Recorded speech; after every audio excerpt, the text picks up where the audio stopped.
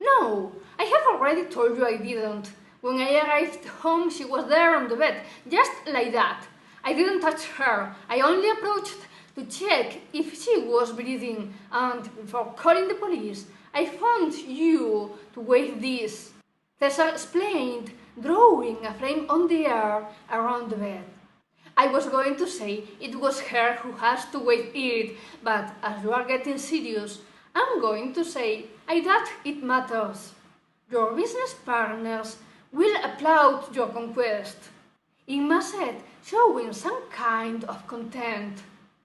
Inma, dear, I know it's late. I promise I'll pay you the overtime. But you can do it better than that. And what if she is a prostitute somebody brought here to compromise me? And if they had poisoned her and she dies here? And Tessa got nervous. If we don't trust her health, we'd better call an ambulance. About the rest, being as late as it is, and don't you that you are paying me the overtime? Stop the paranoia.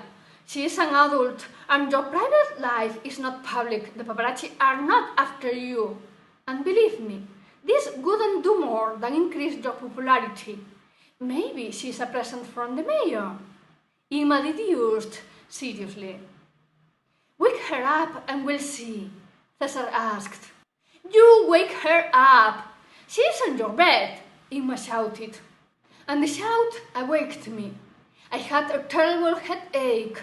I was tired. I felt cold, in the mouth that taste of gunpowder and blood. I looked around trying to recognize the hotel's room, expecting the voice had woken me up, belonged to one of the women I had met the other time. Hello, Cesar said, getting closer, accompanied by Inma. Hi, I answered, realizing in one quick look I wasn't at the hotel. I didn't know the people that were staring at me, and I was naked. This last thing was what bothered me the most, because even they didn't seem to mind, I didn't feel too much comfortable in such a vulnerable position. I pulled the blanket I was laid on and wrapped myself with it as I could. Nor Cesar nor Irma were doing anything. I got up and the first thing I did was looking through the window. It was dark. Luckily, there wasn't any building plot nor the street ending in a slope. There wasn't a color either. The lamp posts lighted the dark. My name is Rita, I said just to see if they had heard it before. In the prison there were people, they knew me, even I didn't remember them. That could be the case, even their looks didn't say exactly that. Where am I asked. At my place, I'm Cesar. She is Sigma. He said, shaking hands. Sure, I suppose this is somebody's place.